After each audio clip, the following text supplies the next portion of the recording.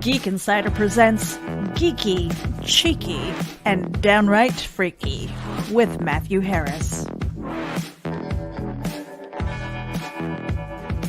He's taking a closer look at some of the wonderfully weird, gloriously geeky, and freaky things in our world.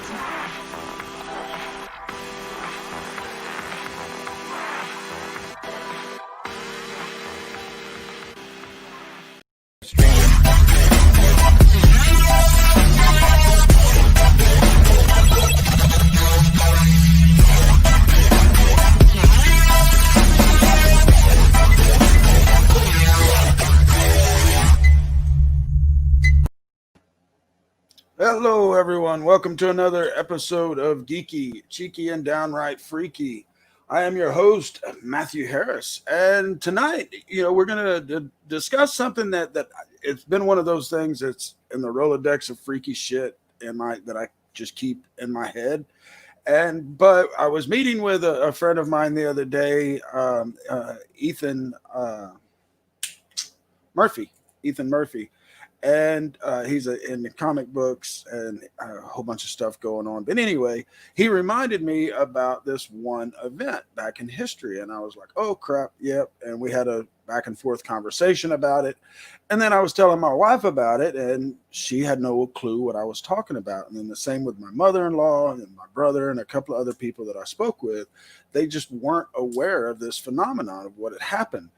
And it was intriguing for me because as I looked into it, I knew of this one said event. But I found, and I'm going to share with you tonight, that this phenomenon is something that happened multiple times and involved tens of thousands of people, apparently.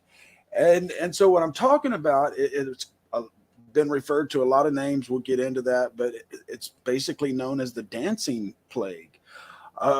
One of the most famous ones known is that in July of 1518 in Strasbourg, which at the time was a part of the Holy Roman Empire, but now it's in France. At that time in July 1518, a lot of its population was suddenly struck by a seemingly uncontrollable urge to dance.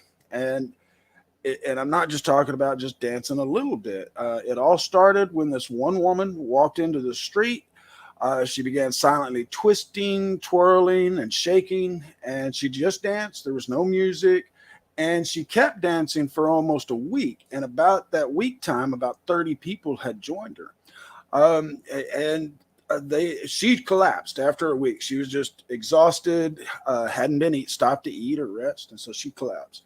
But more and more people kept joining, and about a month after she had initially started it, there was like 400 folks that were dancing, and then probably a lot more, because as you'll see here in just a minute, the local doctors blamed it on hot blood, and they suggested that the afflicted simply continue dancing in order to rid themselves of the fever.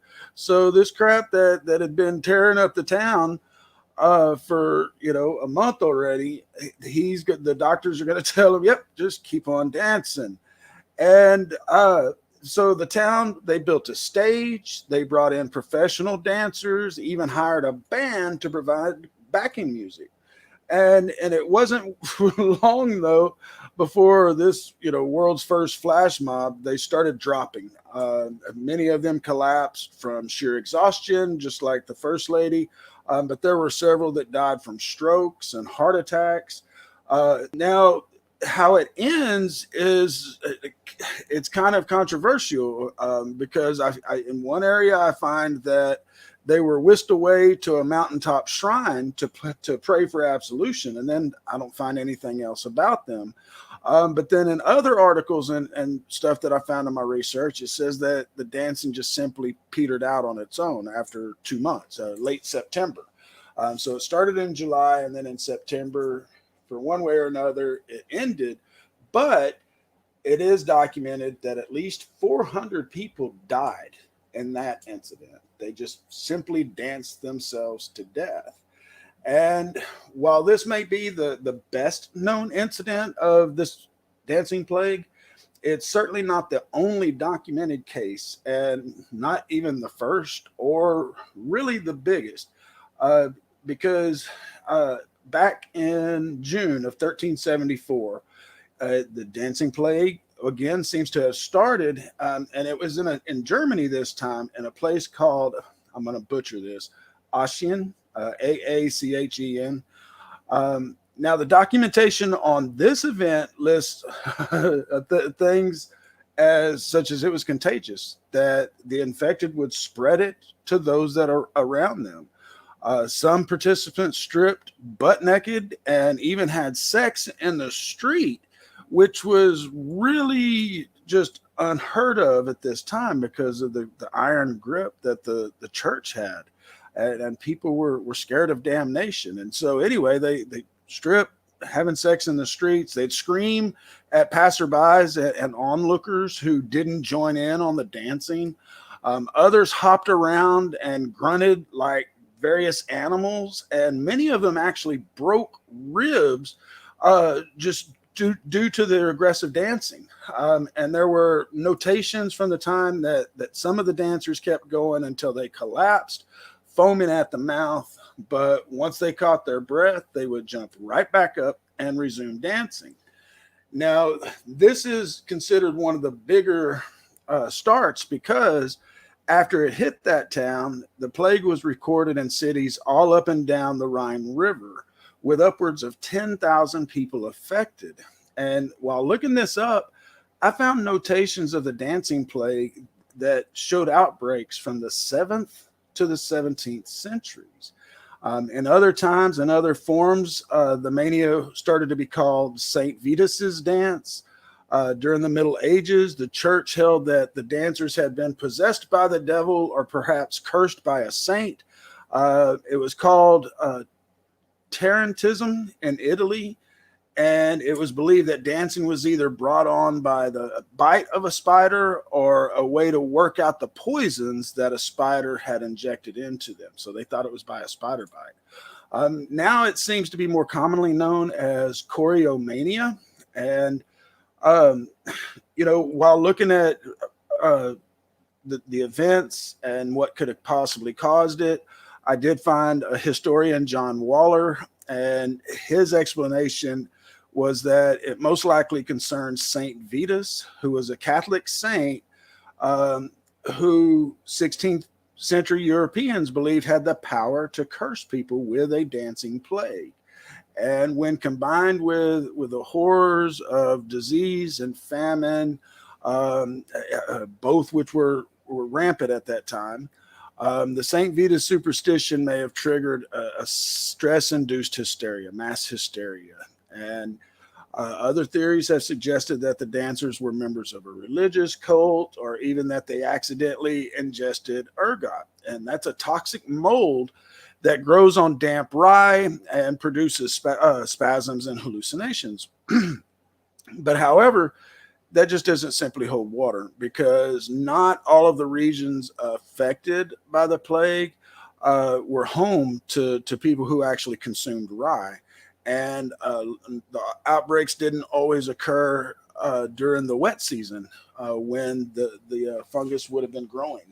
And so another thing that you'll hear, we just mentioned it a minute ago, is the subject of mass hysteria. And when I went looking into that possibility, it made a little sense, but not so much, but I did find some historical events that have also been attributed to mass hysteria. And some of them are just, again, downright freaky. In the Middle Ages in France, a nun began unexpectedly meowing like a cat. And at that time, cats were seen as vessels of the devil. And other nuns soon joined in, and they continued meowing until the entire convent was making cat noises. And they did so for several hours. It got so out of hand that the village had to call in soldiers. The soldiers threatened to whip them if they didn't stop.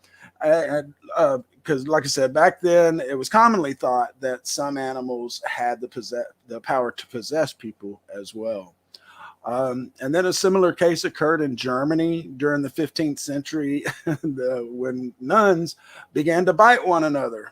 When the news traveled, other nunneries in the area started experiencing the same problem. And soon, as nuns were biting each other as far as Holland and Rome. And as there was no explanation as to why it was happening. According to reports at the time, the biting eventually ceased just because the nuns got exhausted. And the bizarre behavior of both cases is generally credited to the period's intense belief in the supernatural. In addition to the fact that many of the women had been forced into convents by their families, to live a lifestyle that demanded celibacy, poverty, and hard manual labor. It's little wonder that the nuns found themselves particularly susceptible to episodes of hysteria. But just, I don't know, that seems weird that something would trigger in your brain and everybody's going to feel that they are compelled to just be next to cannibalism. Just start biting your fellow nuns. And it isn't always, downright kind of freaky kind of things like biting or meowing like a cat.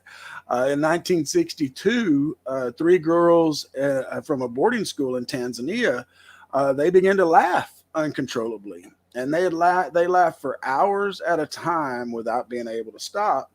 And that laughter spread to other children, and it became so widespread that the school was forced to shut down.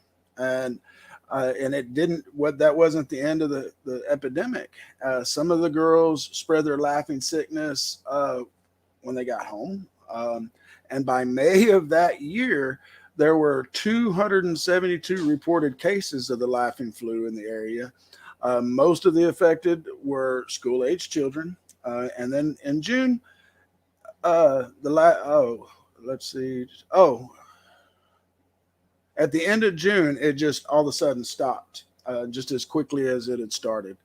But it caused 14 schools to close, and they ended up having around 1,000 cases of uncontrollable laughter that was cited or documented. Let's see here. And then this one just might be some kids having some fun, because I could definitely have seen my friends and I do this. And this just happened in 2011. A New York school experienced an outbreak of none other than Tourette's syndrome.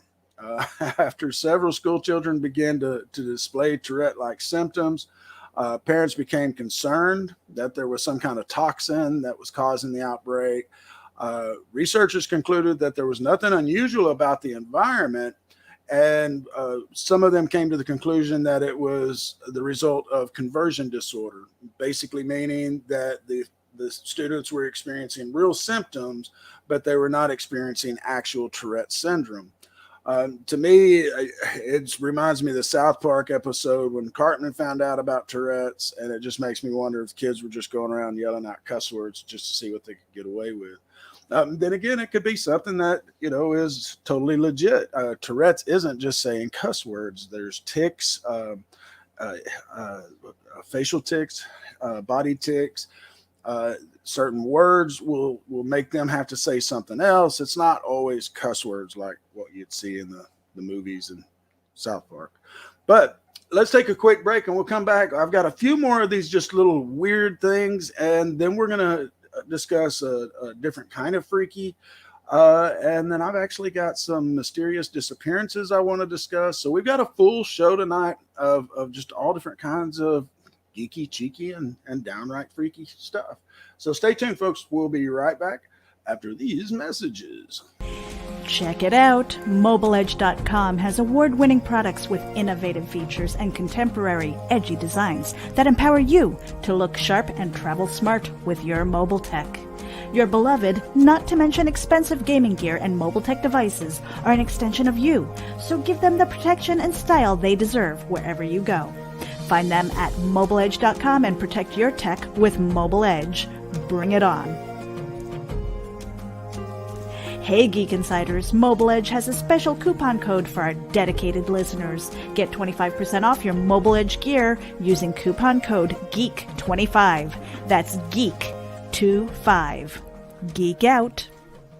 Hi, I'm Penelope. My name's Kevin. My name is Ramona. Hi, I'm Sal.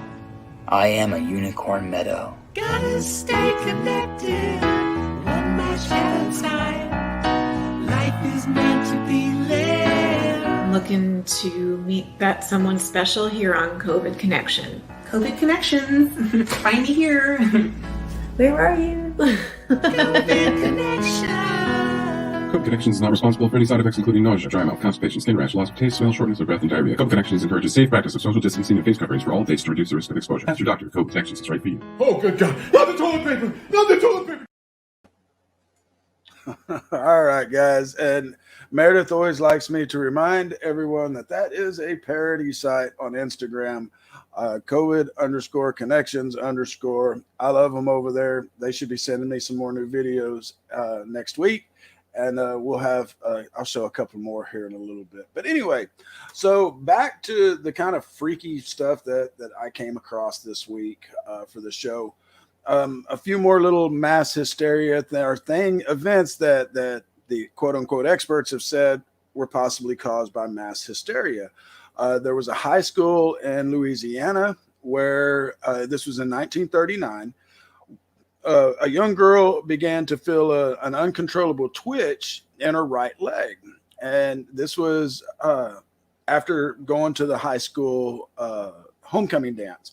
Her leg began twitching along with the music at the dance. And the next day at school, it kept going. And before long, there were several other of the girls of her classmates that started doing the same thing, had an uncontrollable twitch in their legs.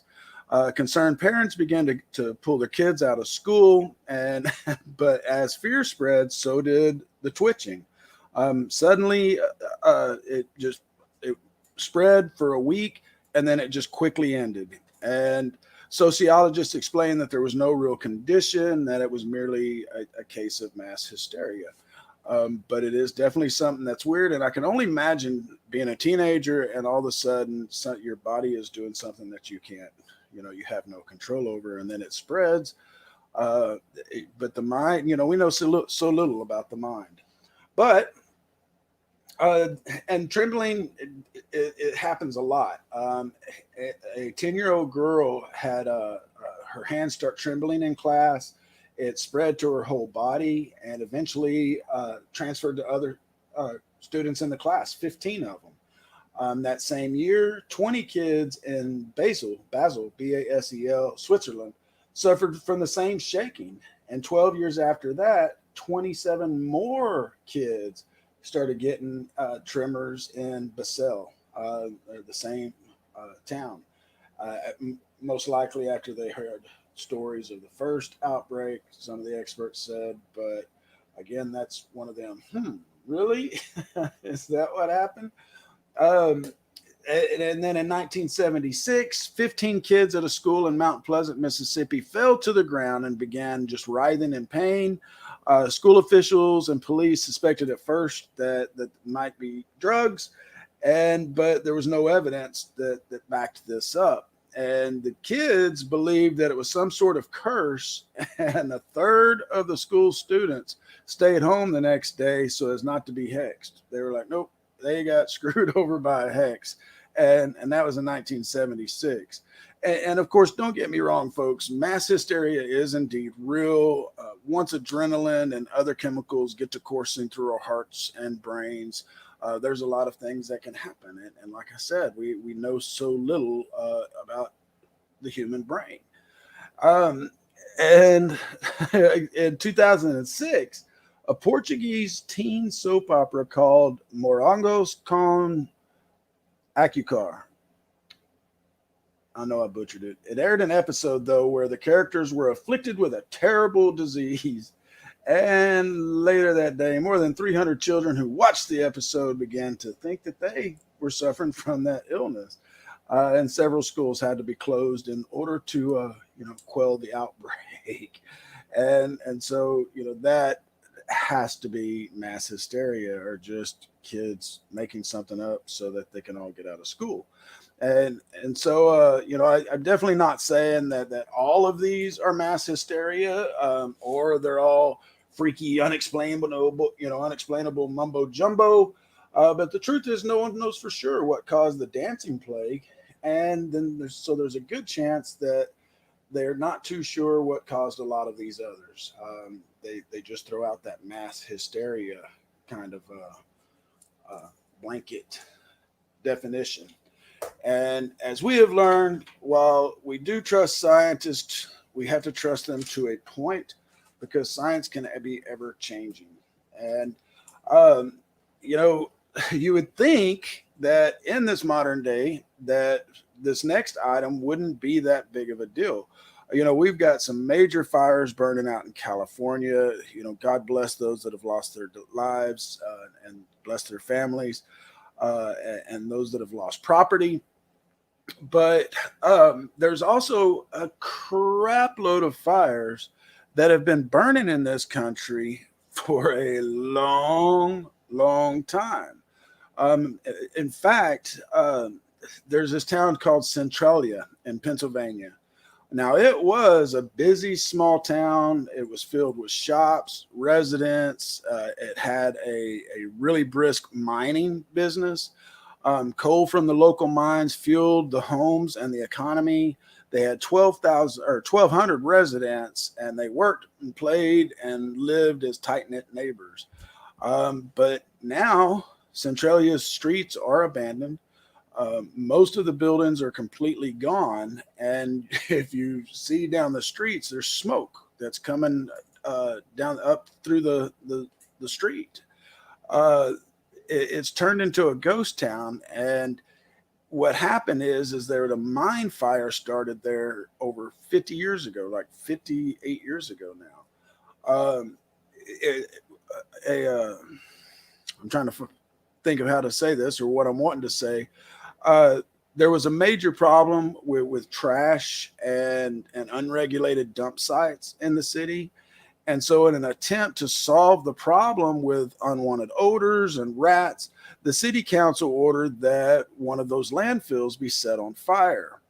But unfortunately, that particular dumping ground was converted from an abandoned mine pit.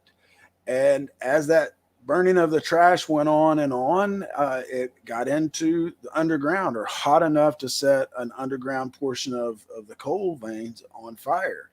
And it's so intricate down there. There's so many veins and tunnels that, because they'd been mining there forever and ever, it made it it made it impossible to fight the fire. And it was going to be majorly expensive. And so what was it? And they lived there for a long time. And this fire, as the years went on, the ground beneath the city became hotter and hotter, reaching over 900 degrees Fahrenheit in some locations. Smoke was poured up through sinkholes. Gas filled basements up. Residents started to report health problems. Homes themselves began to tilt as the ground underneath them gave way. And the graves in the town's two cemeteries were believed to drop into the abyss of fire. So they lost a lot of the buried there. A 12-year-old boy fell into a sinkhole that was created by the fire, and he barely escaped with his life. And so eventually it just got too much. And Centralia, instead of trying to fight the fire and put it out, Congress decided to buy out the residents. They paid them to move. And in 92, Pennsylvania moved to kick out the holdouts for good, because there had been some that just didn't take the buyout. And then all of their buildings was condemned. The zip code was eliminated. And then somehow, and I didn't look this up, but 7 residents were able to remain via a court order. but they are forbidden from passing their property down to family or from selling it. But what's really sad is, guys, that one's been burning for 58 years, but from what I could tell, there are currently 45 or so other mining fires currently active in Pennsylvania alone. Burning Mine near Summit Hill caught fire in 1859.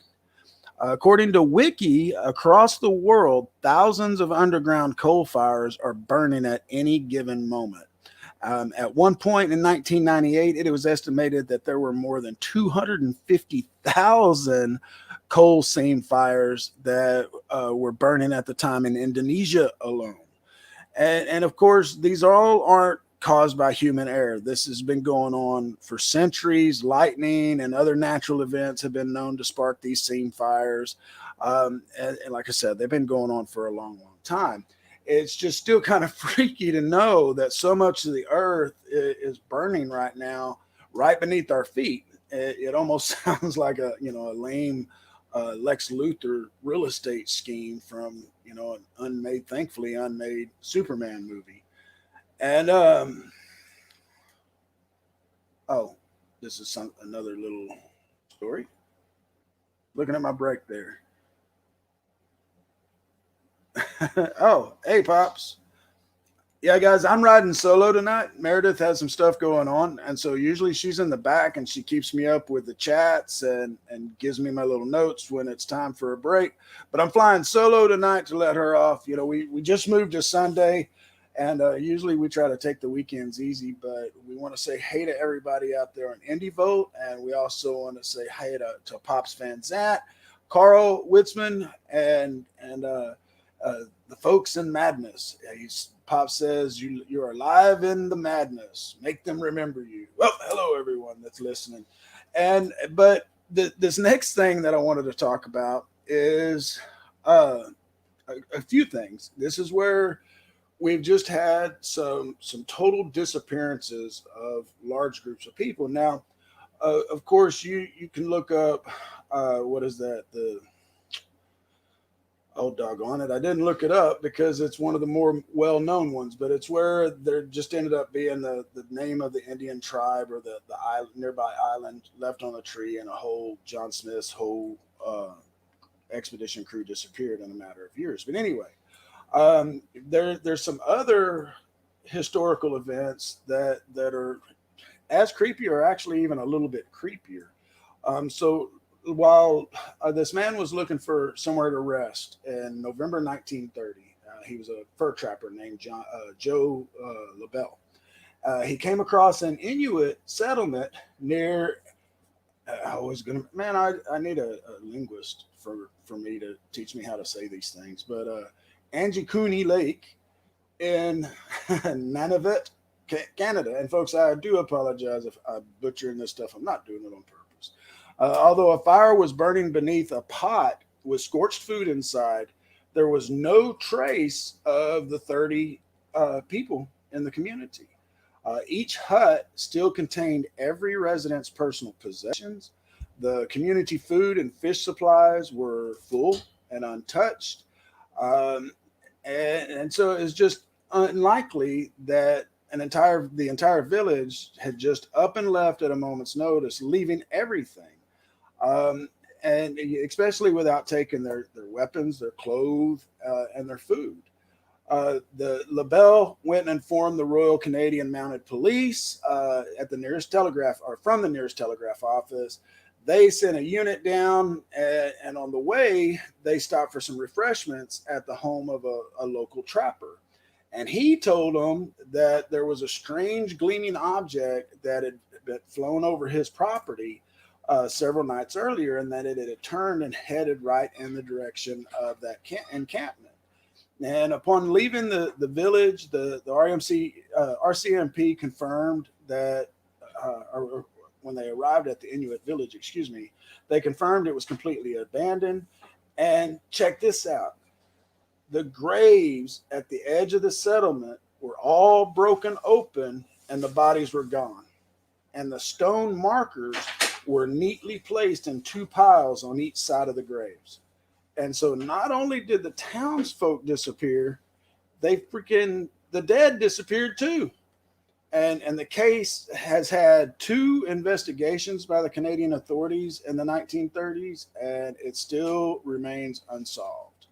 And like I said, there's other disappearances. But we're going to take another quick break. It's the 30-minute mark. Meredith would be flashing me right now with the little scream character. So we'll be right back after just a couple of quick messages, folks. Stay tuned. Now, every Sunday morning, longtime independent comics creator and Indie Volt podcaster Randy Zimmerman hosts a discussion on the lighter side of comics, the more whimsical and fun comics out there on the Sunday Funnies. That's 9 a.m. Eastern Standard Time every Sunday on Indie Volt, indievolt.com, the Indie Volt YouTube channel, and the usual Indie Volt sites on Facebook. Listen in, won't you? Participate in the chat. Let's have some fun. See you there. I am a unicorn meadow. Hopefully you are 5'4", brunette, and a C cup. Looking for love during a health pandemic? Try COVID Connections, a new dating app for a new normal. I'm technically a virgin. I mean, as long as you don't count, like anal. Find your connection on Instagram at COVID_connections_.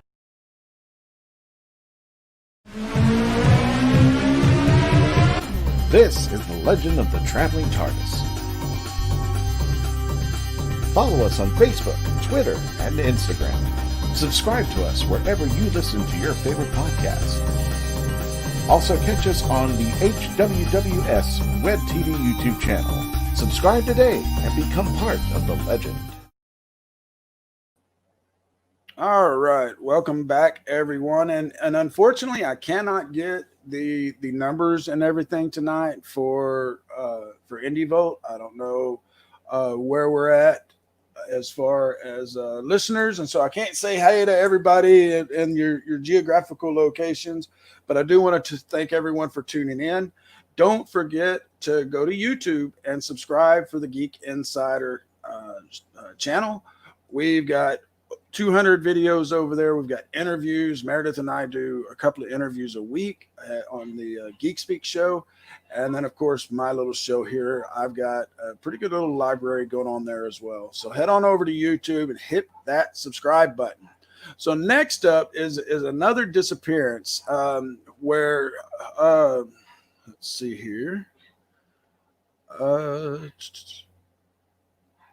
few years earlier, from the Inuit village, the same sort of thing happened. It was February 1923, and 600 residents of a small Brazilian village simply vanished overnight, again leaving their possessions and food behind.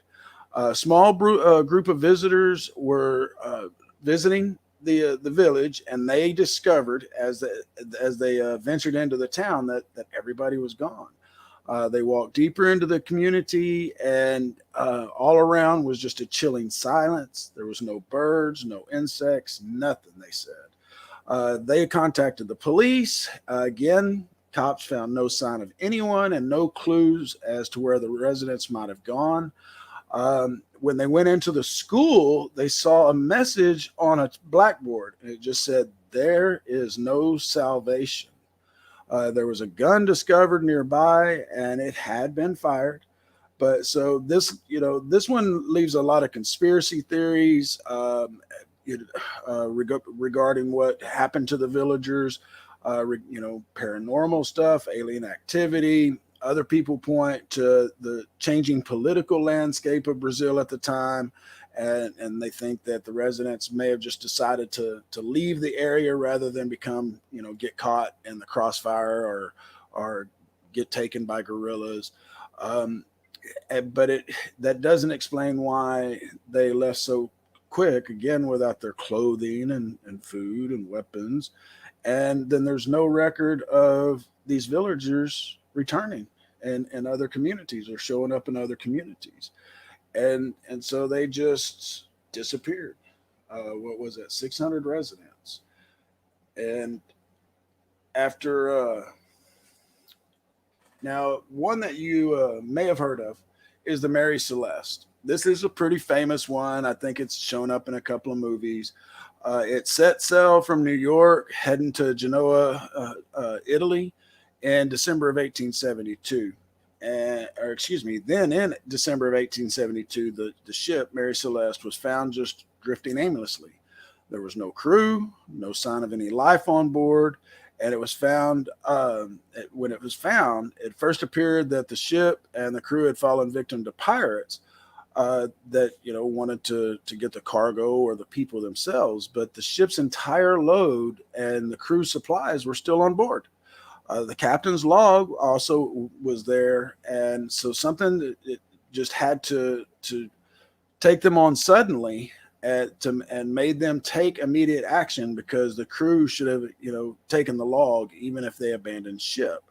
And while the disappearance remains a mystery, there's a guy, M.K. Jessup, or girl, says in his book, The Case for the UFO, that it was just one of such mass alien abductions throughout history. But of course, we don't know what happened there. But there's been another ghost ship that was much more recently in April of 2007. And this one is kind of a trip too, because it became known as the Australian ghost ship mystery. And this 32-foot catamaran was first spotted by helicopter, and it was drifting a little way off the coast of Queensland in April of 2007, and it was known as the KAZ-2, K-A-Z-2. Closer inspection, it revealed that the vessel had been abandoned, and there was a little damage to the sail, but there was no signs of a struggle, and the sail was just so slightly damaged that they theorized that it could have even been damaged while the boat was just drifting. Now, this one is a little bit strange, or not stranger, but it has a little twist of its own, because the table had been set for dinner. It's just like the crew were, just about to sit down and eat. And the engine was still running. There was a laptop that was turned on, and all of the crew's personal possessions were still on board, and all of the life jackets as well. And the authorities have still yet to determine what happened. There was 3 experienced yachtsmen on there, but the authorities said that they ruled out foul play or a staged appearance, a disappearance, or any kind of hoax. Now, I don't know how they've ruled that stuff out. It sounds to me like we're not being told something. But anyway, that is some of the weird shit that I came across. I did want to discuss a couple of other things tonight, but I just kind of ran out of time on doing the research. That's one thing that folks don't realize when you're putting together one of these podcasts. If you're going to do an hour without a guest and you're just going to sit and talk about a subject, you basically, you have to do some good research, and it's not just a 30-minute research for an hour-long show, at least not for me. But it's because 1, OCD, but 2, I always wanted to bring you guys as much of the truth that I can on whatever subject that we're discussing. And that's one reason we do have a few things that are coming regarding this show. We have purchased a website that's going to be exclusively hit the case. We do have a website that's coming exclusively for this show, and we're going to have some exclusive things over there as well. Can't tell everything quite yet, but keep an eye out for this. It is something that I think we can have some fun with, and we're going to start having some contests on this show as well. And then I've got a very special guest that I'm just waiting for the final answer on, but I hope to have him on within the next 2 weeks, 3 at the most. But that's it for tonight, folks. We're going to cut it short and sweet. You all, again, thanks so much for tuning in. Make sure you tune in again next Sunday night at 9 o'clock Eastern, 8 o'clock Central. And then we will see you tomorrow night at 9 o'clock Eastern for Geek Speak.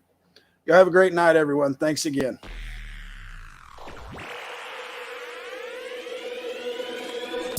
At Geek Insider, we foster relationships with those in the geek sphere so we can give our audience the insider view of entertainment, tech, and more.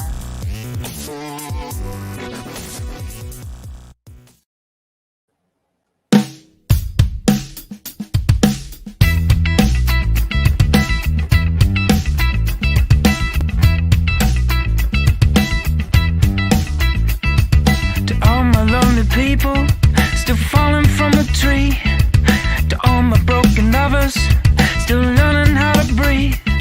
Y'all need someone to sing with. Yeah, you can sing with me. Can I get an amen?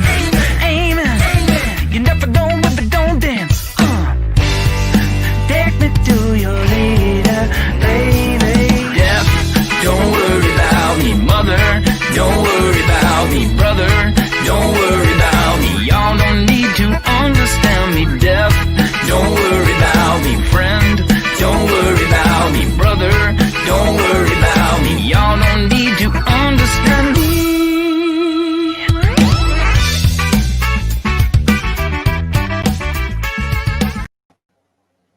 All right, I lied. I had a couple more things to say. And I see that there's quite a few of you that are still tuned in. Thanks so much for staying through. Next week, I think we are going to discuss one of my favorite topics, and apparently one of y'all's, because that's one of the ones that gets a lot of downloads on the podcast and gets a good chunk of the views on YouTube, is that we're going to discuss some more Mandela effect. But this is one that I haven't dove into at all, and that is actual changes to the human body. And I hope you'll tune in for that one. This is one of those, this is the biggest one that got my wife into understanding that there was something more to the Mandela effect. And I'll reveal that in next week's show and exactly what I'm talking about, and you'll understand. But we're going to discuss some just really tripped out changes to the human body, or at least perceived changes to the human body. And that'll be next week, next Sunday night at 9 o'clock Eastern. Thanks, everyone, for tuning in on Indie Volt Radio, YouTube, on the podcast, and Roku as well. We are on Roku, or at least we're going to be. So if you're watching this there, thank you so much. Everybody have a great rest or a great week coming up, and we will see you next week. Thanks, everyone. Hey, I'm Sal, and I am looking for a wife.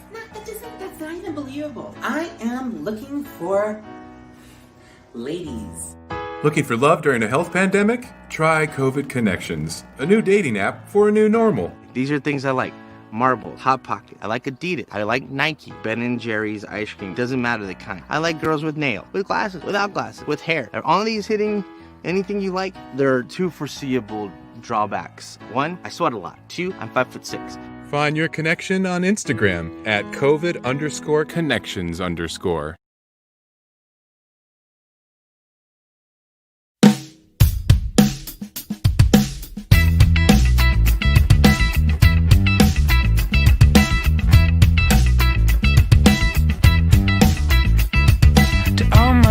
People still falling from a tree.